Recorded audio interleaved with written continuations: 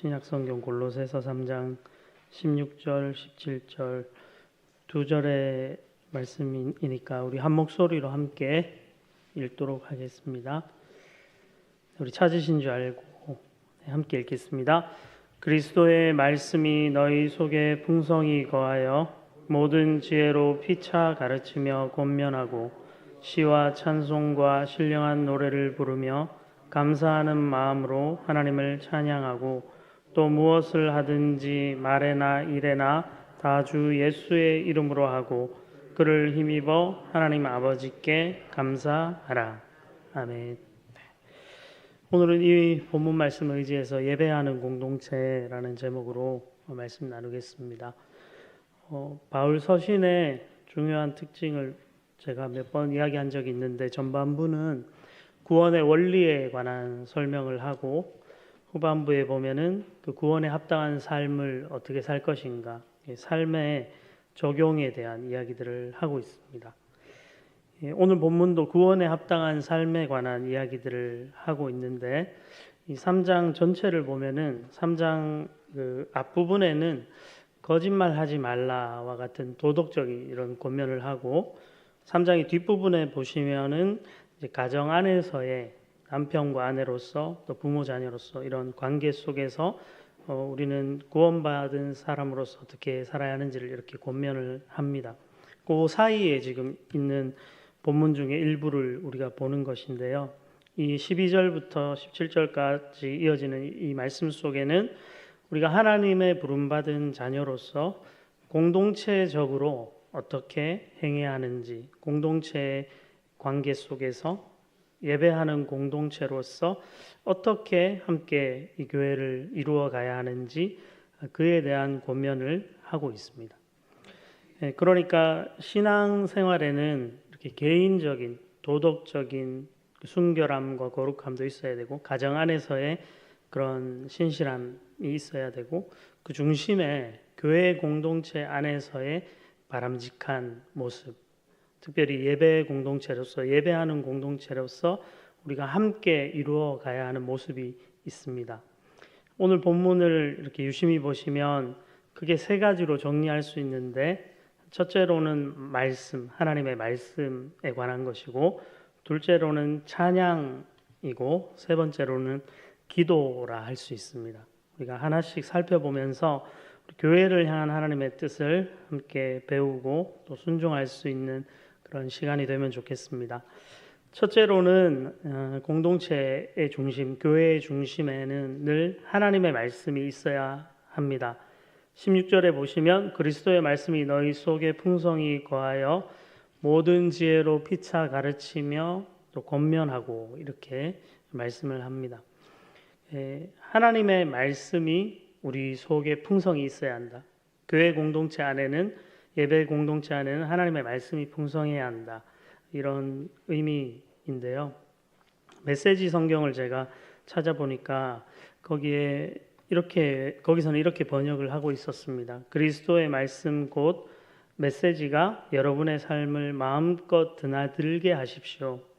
메시지가 여러분의 삶 속에 속속들이 스며들도록 충분한 자리를 만드십시오. 이렇게 현대적인 언어로 번역을 하고 있습니다. 그러니까 기본적인 원리로는 말씀을 풍성히 많이 듣는 것 그리고 열린 마음으로 듣는 것이 우리에게 필요합니다.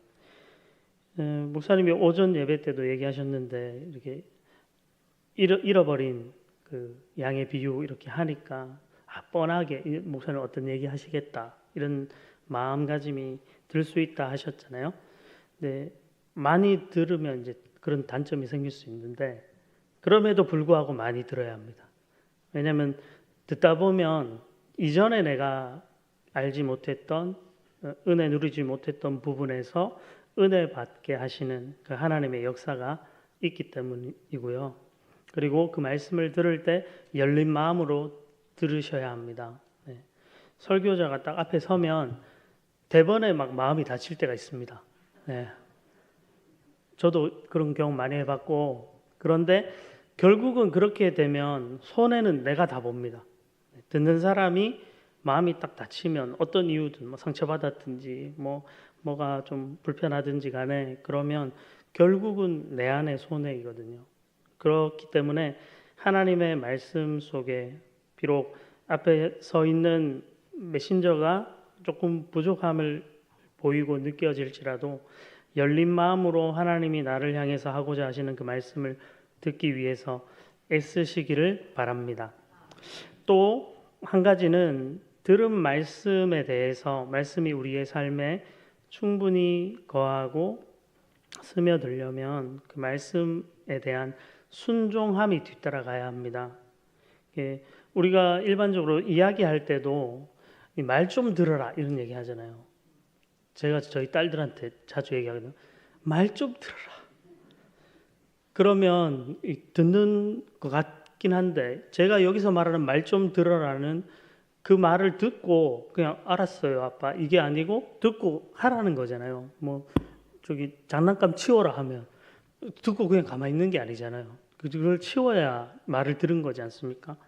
성경에도 그런 얘기를 똑같이 합니다. 사무엘상 15장 22절에 보면 사무엘이 이렇게 말해요. 여호와께서 번제와 다른 제사를 그의 목소리를 청종하는 것을 좋아하심 같이 좋아하시겠나이까? 순종이 제사보다 낫고 듣는 것이 순양의 기름보다 나으니 라고 하면서 그의 목소리를 청종하는 것, 듣는 거를 순종이랑 지금 일치시키고 있습니다. 하나님의 말씀이 풍성하게 거한다는 것은 그 말씀에 대한 순종의 반응으로 이어져 가야 한다는 것입니다. 이게 상당히 어렵지만 우리는 공동체로서 함께 말씀을 듣고 이 말씀 앞에 함께 순종하는 이 선포된 말씀에 공동체적인 순종을 보이는 것, 이것이 중요합니다. 내 개인은 순종할 힘도 없고 마음도 없을 수 있습니다. 신앙생활하고 살아가다 보면. 근데 옆에 다른 성도님들이 이 말씀 앞에서 순종하면서 나아가면 나도 따라가고 나도 그냥 어부지리로 이렇게 끼어서 가는 그게 교회이고 공동체입니다. 실패하고 넘어져 있는 사람은 그래 안 되는구나 하고 버리고 가고 교회는 그런 곳이 아니잖아요. 같이 손잡아주고 격려해주고 할 수 있다고 우리 해보자고 이렇게 해주는 것이 우리 교회 공동체 예배 공동체이기 때문에 이 말씀을 함께 순종해 나아가기 위해서 애쓰시는 그런 우리 성도님들이 다 되면 좋겠습니다. 여기서 더불어 계속해서 바울이 이렇게 얘기하죠. 모든 지혜로 피차 가르치며 권면하고 라는 말씀을 덧붙여 이야기하고 있습니다. 말씀이 풍성히 거하고 그 말씀을 모든 지혜로 피차 서로 간에 가르치고 권면을 해주라는 것이죠. 교회는 목사만 앞에 서서 설교하고 떠드는 곳이 아니라 하나님의 백성들, 말씀을 들은 모든 사람들이 서로에게 가르치고 권면하는 곳입니다. 부모는 자녀들에게 그렇게 하셔야 되고 우리 성도들 간에도 목장에 모이시면 목원들 사이에 함께 가르치고 권면하고 목자만 주구장창 막 서서 이야기하고 모임하면 혼자만 계속 이런 것이 결코 아니라는 거죠. 서로 피차 간에 하나님의 말씀 속에 깨달은 바들을 가르치고 가르쳐주고 또 권면해주는 그런 복된 우리 모임이 되기를 간절히 소망합니다. 두 번째로는 찬양이라고 했습니다. 오늘 본문에 보시면 시와 찬송과 신령한 노래를 부르며 감사하는 마음으로 하나님을 찬양하고 이렇게 바울이 계속해서 공동체를 향해 골로새 교회 성도들 향해 이야기하고 있습니다. 공동체, 우리는 예배 공동체로서 찬양을 자주 부릅니다. 예배 시간에 보면 이 예배 순서에도 찬양이 여러 차례 들어가 있고 오늘 오후 예배 같으면 예배 시작 전에 이렇게 찬양을 여러 곡 부르면서 함께 하나님 앞에 영광을 돌리고 예배를 시작합니다. 여기 지금 시와 찬송과 신령한 노래라는 이 표현은 아마도 시편의 시들의 곡조를 붙인 노래들 이렇게 학자들이 이해를 합니다. 우리는 지금 하나님의 완성된 말씀을 이 성경책으로 가지고 직접 보고 듣고 읽고 설교 듣고 하면서 신앙생활하지만 초대교회에는 지금 초대교회 성도들은 하나님의 말씀이 신약 성경이 완성된 상태가 아니죠. 편지글로 받아서 서로 나눠 읽고 뭐 이런 상황인데 예수님의 말씀을 기록한 서적이나 또 신약 성경 자체가 없던 그때 그들이 이 시와 찬송과 신령한 노래, 이 시편의 시들의 곡조를 붙인 이 노래들을 통해서 아마 함께 하나님의 말씀을 기억하고 또 나누고 또 자녀들에게도 가르치고 그런 방식으로 하나님을 찬양한 것으로 보입니다. 오늘날에도 찬양은 참 유익합니다. 하나님의 성품에 대한 고백이나 우리의 신앙 고백으로서 예배 중에도 매우 중요한 역할을 하고 개인적으로 기도하실 때도 찬양을 많이 부르시면 좋습니다. 기도 자리에 이렇게 오시면 개인 기도실에 가시든지 본당에서 기도할 때 바로 그냥 뭐 기도 이렇게 하시지 않고 찬양을 이렇게 몇 곡 불러보세요. 그 마음을 담을 찬양, 이게 찬양이란 건 곡조가 있는 기도라고도 얘기하지 않습니까? 그런 찬양들을 부르면 마음이 이렇게 활짝 열리게 될 때가 많거든요. 그래서 하나님 앞에 찬양을 자주 하시고 찬양을 자주 고백하는 그런 은혜와 복이 우리에게 있으면 좋겠습니다. 특별히 공동체적으로 찬양할 때 요즘에 아멘교회는 안 그런데 교회 이렇게 예배 이렇게 보면 찬양 앞에서 막 찬양 팀들이 막 열심히 막 하잖아요. 그러면 거기에 이제 관람객처럼 있는 경우들이 종종 있어요. 저는 늘 그런 생각을 자주 했거든요. 앞에 찬양팀 찬양하면 찬양팀 소리보다 물론 여기는 음향 기기를 쓰지만 앉아 있는 분들의 소리가 더 커야 된다. 왜냐하면 여기 지금 선 사람은 한 5명인데 여기는 한 그 10배 이상 앉아 계시잖아요. 근데 보면 항상 찬양팀 소리가 잘 들리고 앉아 있는 분들의 이 성도님들의 소리가 좀 적어요. 근데 크게 또 간절하게 하나님을 향해서는 내 생의 마지막 찬양이다. 이런 마음으로 그냥 하나님 앞에 설 때마다 그렇게 찬양을 올려드릴 수 있으면 좋겠습니다. 네, 마지막 세 번째로는 기도입니다. 17절에 또 무엇을 하든지 말에나 이래나 다 주 예수의 이름으로 하고 이렇게 바울이 권면을 하고 있는데 이 본문만 이렇게 읽으면 기도와 뭐 큰 관계인가 싶을 수 있습니다. 하지만 무엇을 하든지 말에나 이래나 이것은 이제 우리의 행위를 대표하는 모든 것이라 할 수 있는데 특별히 이 말과 일을 지금 이 본문의 문맥이 교회 공동체의 관계와 상황에 대한 이야기를 하기 때문에 조금 축소시킨다면 교회에서 어떤 일을 하든지 간에 우리가 말할 때나 교회에서 일할 때 사역할 때 어떻게 하라고요? 다 주 예수의 이름으로 하라. 이런 이야기를 하는 것이라고 볼 수 있습니다. 주 예수의 이름으로 하라. 여기에 이제 핵심이 있거든요. 예수의 이름으로 한다. 뒤에 보면은 그를 힘입어라고 해서 힌트를 좀 주는데 예수님의 이름을 힘입어, 예수님 그분을 힘입어서 뒤에는 감사하라 되어 있는데 모든 일을 하라는 것이죠. 예수님의 이름으로 예수님을 힘입는다는 것은 여기에 바로 기도라는 요소가 들어가 있습니다. 요한복음 14장 13절 말씀에 보면 예수님이 하신 말씀인데 너희가 내 이름으로 무엇을 구하든지 내가 행하리니 이런 표현을 하고 계세요.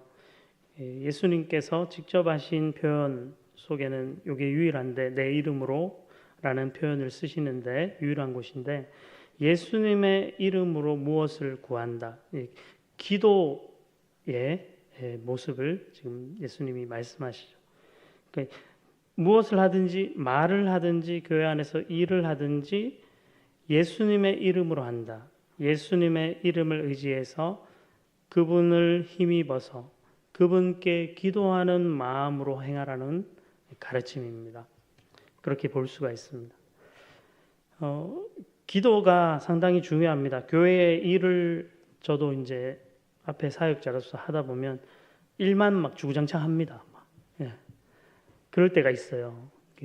빨리 어떤 일정 시간 안에 해내야 되는 일들은 그걸 할 수밖에 없잖아요. 그걸 해야 하면 기도는 생각도 안 나고요. 일을 일단 막 하는 거죠. 근데 하나님이 우리에게 주시는 이 권면은 무엇을 하든지 말에나 일에나 예수의 이름으로 그분을 힘입어서 그분께 기도하는 자세로 해야 한다는 것이죠. 일이 잘 안 되고 말이 안 나오면 기도를 해야 하는 것입니다. 교회 안에서 회의가 잘 진행이 안 되면 멈춰놓고 기도를 하는 것입니다.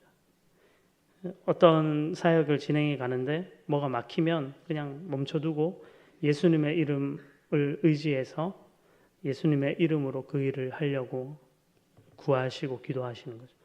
이 중요한 원리인 것 같아요.